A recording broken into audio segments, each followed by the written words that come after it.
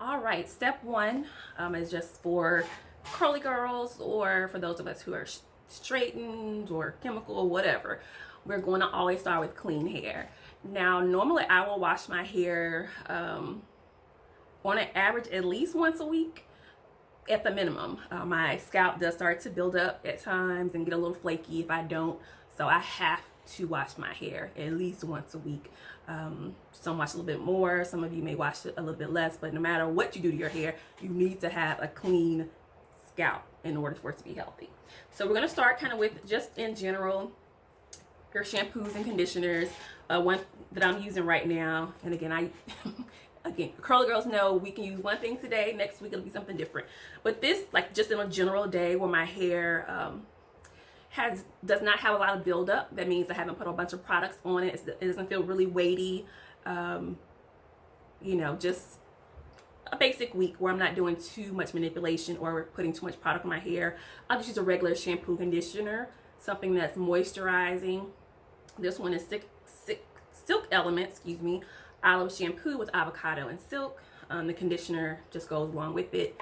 So this is one that I've been using just for my regular weekly, bi-weekly washes. So this is one. For those of us who twist our hair, butter our hair, those of us who may not wash our hair as often, maybe every 2 weeks, every other week and a half, one thing that I like to use is a clarifying shampoo. You can see that. And this is by Eon. I get it from Sally's. And what a clarifying shampoo, again, this is for curly and straight haired girls. Clarifying, it just takes all the product out of your hair. So I know some naturals, there's a discussion on, if you should, just pre-poo or use just regular shampoo. I find if I just use this type of shampoo all the time, moisturizing, my hair will just get weighty. It will get limp. And I have to, if only just once a month, I'll use a clarifying shampoo to my hair to make sure I get all of the product completely out. And this one also is for color treated hair. I do have color in my hair, majority of it. This is something we'll discuss, but I am trying to make peace. I have a really thick gray patch here. So I've been working with my colorist when I was going to the salon to see how we can incorporate my gray with the rest of my color. But I do have color kind of streaked throughout my hair, just also again to help blend in the gray a little bit better. But this is also for color treated hair.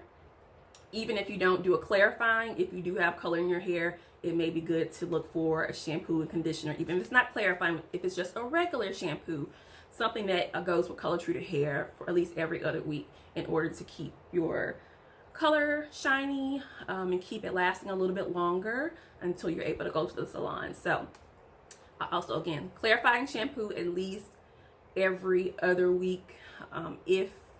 In general, I say every other week or once a month for those of you who don't put too much stuff in your hair. If your hair doesn't need it, then you won't need to use this that often, but you can kind of tell. And I can really tell after I shampoo my hair with the clarifying shampoo. It kind of feels squeaky, like a squeaky clean. That's what it feels like, a squeaky clean when you do a clarifying shampoo, because again, you're getting all of that product out, so you don't have a constant buildup of yuck on your hair. But again, it's also important to follow through with a really good conditioner, really good moisturizing conditioner, and after you do a clarifying, so you can put some of those nutrients and moisture back in your hair that you just kind of taken out. All right, so we have those two. And I'm gonna also share with you, when you're doing moisturizing treatments, something that I use here. But I'm gonna go with my last step that I use, and I've been putting back into my routine. I hadn't done it for a long time, but I have been. I like to kind of use things that are the less product in it, the better. And so one thing that I told you that I do have buildup on my scalp, and I have to wash it every week. It gets flaky. And then also my edges are a little bit thin. So what I've been trying to do again is naturally to get them, again, the most nutrients that I can during each step of my grooming process. And that also like include oils, but I'll talk about that later. The dressing, like your everyday dressing that you'll use. But one thing that I've gotten back to is a Benetton clay. I'm sure you guys have seen this on all kind of beauty bloggers posts. They use it for skin. I do as well. I'll make masks for my skin if I'm getting a blemish somewhere, you know, especially, you know, around that time of the month for us ladies. But I'll get the Benetton clay, I'll mix it with just water, or I mix it with water and apple cider vinegar.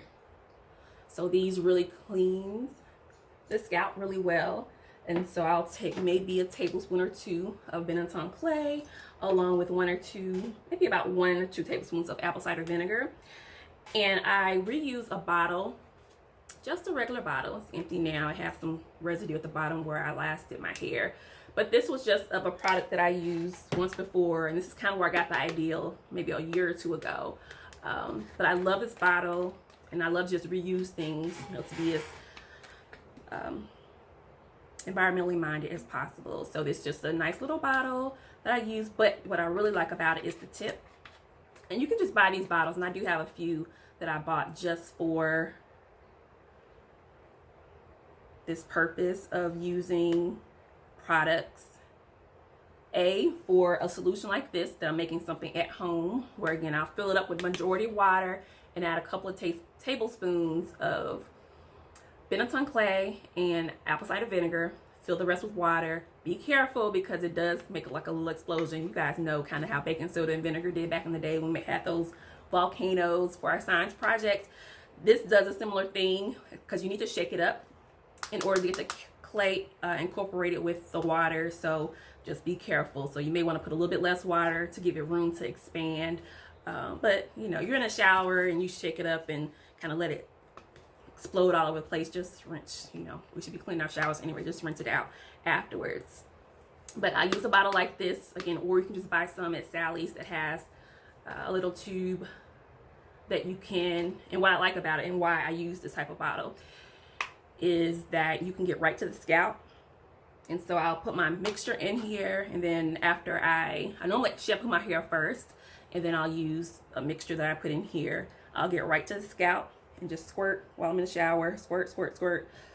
Massage with my hands. Squirt, squirt, squirt. Massage it, and especially at the scalp. And then I'll start working with the remainder, working it on the ends of my hair, and just working it in really well again after I shampoo it with whatever shampoo I'm using, and then I'll rinse it out really well. So, and if you don't put too much clay in it, it normally rinses out just with one wash. I may do another regular shampoo after I put this in to make sure it gets out before I do my conditioner, but it rinses out pretty well if you put enough water in here. But again, the applicator on this lets you get right to the scalp.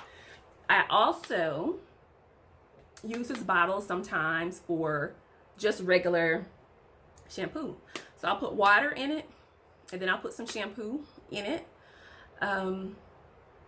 in order just to get to my scalp a little bit better. Because you know, at times, especially if you're doing your own hair and you have thick hair, it gets challenging at times to kind of work with it if you're not used to it, especially to get inside of the curls into the scalp and work our way out. So I'll use something like this to make sure I get to my scalp, and then I'll just kind of work the shampoo or work the whatever I have in my bottle from the roots out to make sure that my scalp is clean, because of course a clean scalp will help the hair grow, and then also we want to make sure that our curls are clean in order for our products to go in better and to get the best results. So this is like a tool that I use.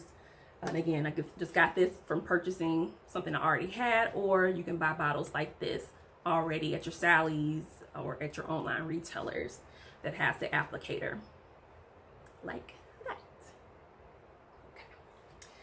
All right, so those are the main points of cleaning. Make sure we have a clean scalp, making sure we have clean hair that goes along with it. And while we're talking about conditioner, I guess I can go ahead and mention, let's see, one thing when I'm working with my hair You guys can see this. This is a steamer, and so I've had this for a few years now. I really don't use it that often, to be honest. And I need to use it more, especially times like this when I cannot go to the salon and have them to do steam treatments on my hair. Having this is an excellent option. But if you don't have a steamer, where you put the water in, it boils up, and then it comes out, and you sit under here, and the steam comes, and you can either use plastic caps, which this one is humongous. I forgot where I purchased it from.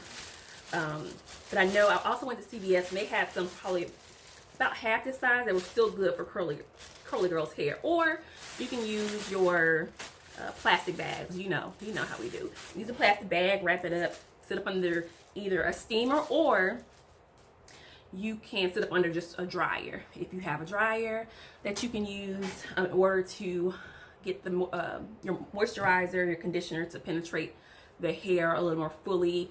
And normally when I go to the salon, I sit for at least 15-20 minutes.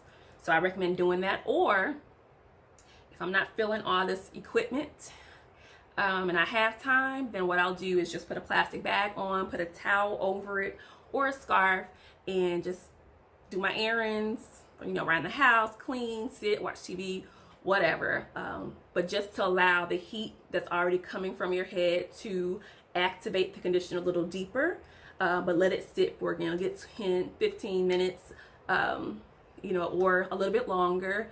Some of our hair, especially if you have really fine hair, I don't recommend going over like 30 minutes, because those of you guys with fine hair, it may cause the hair to get really limp, especially if your conditioners have a lot of oils and things that will penetrate the shaft of the hair and cause it to again become too heavy with product, because your hair, unlike some of us who have thicker, coarser, curlier, coily hair, we can go a little bit longer without it being anything detrimental to our hair. So those are some tips for keeping your hair and your scalp clean.